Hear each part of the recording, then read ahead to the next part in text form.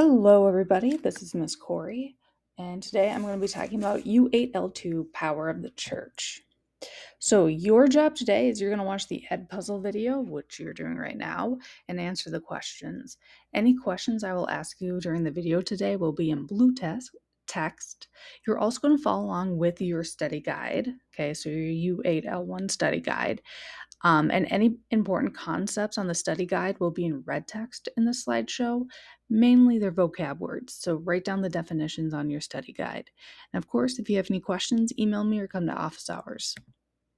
So your learning target today is to compare and contrast the cultures in Eastern and Western Europe, including the role of Christianity. So what we have learned before. So last unit in Unit 7, that was the first part of the Middle Ages, and we learned that the old Roman Empire split in between East and the West. The East became the Byzantine Empire, as the West was kind of a mix of a lot of different kingdoms throughout Europe. The big three really are the Franks, which today covers mostly what is modern Germany, France, and England.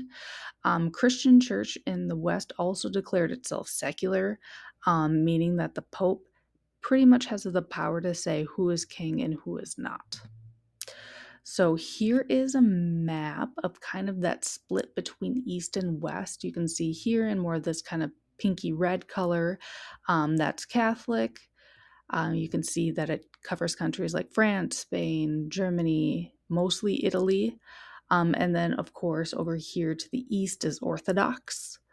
And that includes a lot of like what modern day Russia is, Greece, the Baltics, and going down into the Middle East.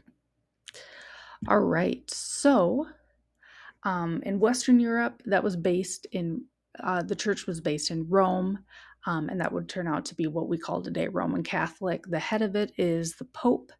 In East Europe, the church is based in Constantinople, which today we call Eastern Orthodox. So, in the Roman Catholic Church, um, within there, the people who kind of like are the leaders of the church, including priests and bishops, are called clergy. The head of all of them is the Pope. So here's a picture of our modern day Pope, who is Pope Francis. And then below him, you have cardinals. And then below cardinals, you have bishops. And at the very bottom of kind of the hierarchy rank are priests. But priests are very important because they're typically the main contact to the worshipers, especially in the Middle Ages. All right, so the Pope is the head of the church. The office he holds is called the papacy. And it's a pretty special position because it's held by it's held by the Pope, but what the Pope would be the successor of St. Peter. St. Peter is the first Pope. He was thought to be the disciple of Jesus. And he would also go on to spread Christianity around the Middle East, North Africa, after the crucifixion of Jesus.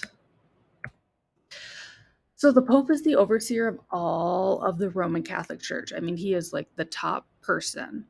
But he doesn't do it alone. He does have a lot of supporting people with them. They're called the Papal Curia. They are people who help the Pope. They're administrators within the Catholic Church. They oversee pretty much just the runnings of the church, like accounting laws, hierarchy, daily needs, confirming positions. Yeah, pretty much like the office jobs. All right. So, in the Middle Ages with the Roman Catholic Church, the main uniter of the people, it was the main like uniter of the people in Western Europe. Okay. It was kind of one of the things that everyone pretty much had in common. So all the way from the lowest class of peasants to the highest class of lords and kings, they were all typically religious. So the church really gave people hope and kind of sort of like an end to suffering, especially because with peasants, which we learned last semester, had quite a rough life, laboring up to 54 hours a week.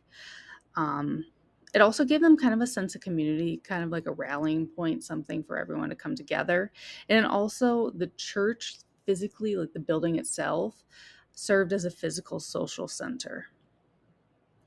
So, in the church, priests administer something called sacraments.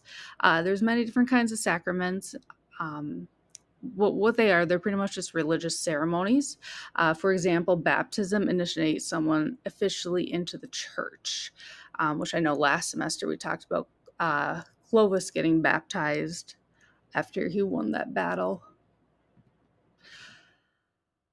All right, so the church also has a lot of power in laws and politics during the Middle Ages. So everyone, peasants, kings, knights, lords, they all follow something called the canon law. And what those are laws that the church specifically makes. There's a wide variety of canon laws, um, but a lot of them that influence history have to do around marriage and divorce. So the church, it influences politics. But on the other side, politics also influence the church. So there's something called the lay investiture. And what that is when kings and nobles appoint church bishops. What do you think would be the problem with lay investiture? Vestiture. Ooh, that's a hard word to say.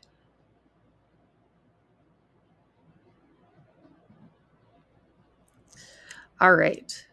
Yeah, so kind of the problem is, right? So the Pope, he crowns the kings assign the bishops vote for the Pope, and then again, the Pope assigns, like, crowns the kings.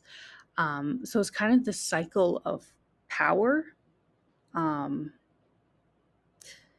but in 1075, lay investiture was outlawed by Pope Gregory VII, but that does not mean that influence between the two did not stop. There was still lots of influence. For example, here is Pope Gelasius the First. He was from 492 to 496. He wanted the king and the pope to have kind of like the same power level. So he had this analogy of two swords, one sword being religious, one sword being political. So the pope, his job would be to bow to the king when it comes to like political matters, but the king would bow to the pope on religious matters. All right, so as we've talked about before, religion and politics are very intertwined, especially in the Middle Ages. And that actually created something called the Holy Roman Empire. So this is separate from the Roman Empire that you learned about last semester. Okay, this is called the Holy Roman Empire. And it was the new name for what the Frankish kingdom once was. So it all started when Pope Leo crowned Charlemagne, Roman Emperor in 800, which, if you were in my class last semester, we talked about quite a lot.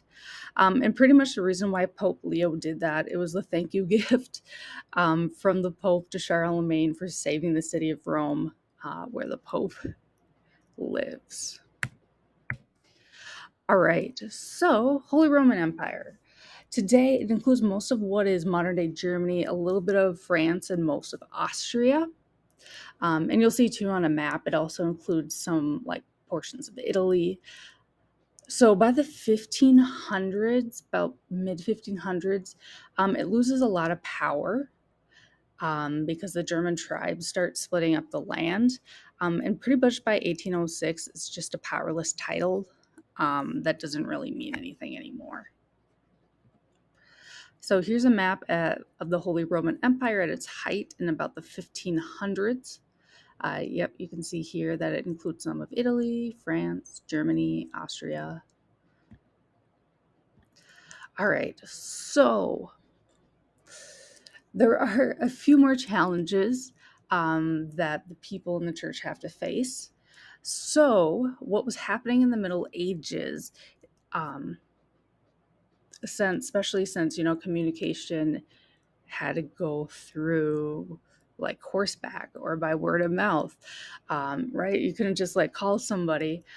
Getting kind of a uniform church was a little tricky.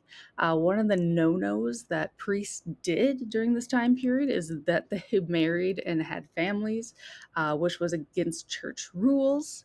They also did something called simony. And what that is when bishops sold leadership positions in the church to pretty much the highest bidder or they were bribed. There's a lot of really interesting stories about simony. If you have, if you want to learn more, you can let me know. I can dig into a little research on that. All right, so the church also had kind of rules for punishment. Like the worst thing that could happen to you would be something called excommunication.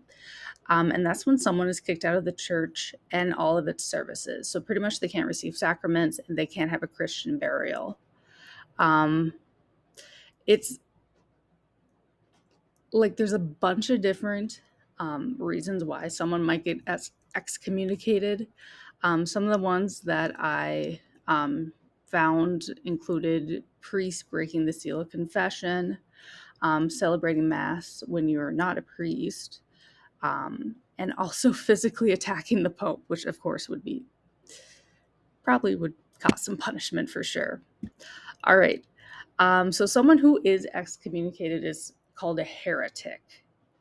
And a lot of the time, what a heretic, like the reason why they were excommunicated, it was because they believe in other ideas that go against the churches. There's a ton of examples. You can totally go Google it if you want, or you can ask me. All right, so next up, you are going to watch an Ed puzzle, which is U8-L3 Crusades Part 1. So here's my question for you. Have you ever heard about the Crusades? And if so, what do you know?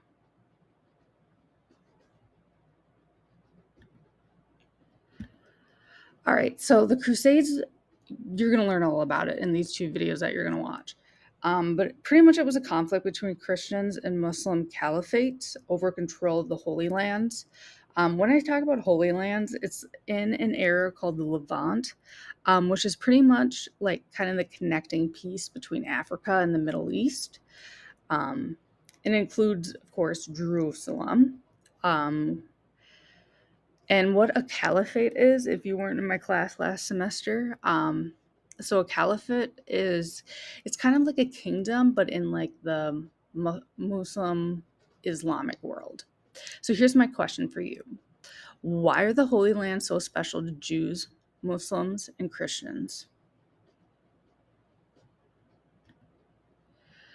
And the kind of the answer to that is, especially with Jerusalem, it's a very significant place for the religious beginnings for all of Jews, Christians, and Muslims.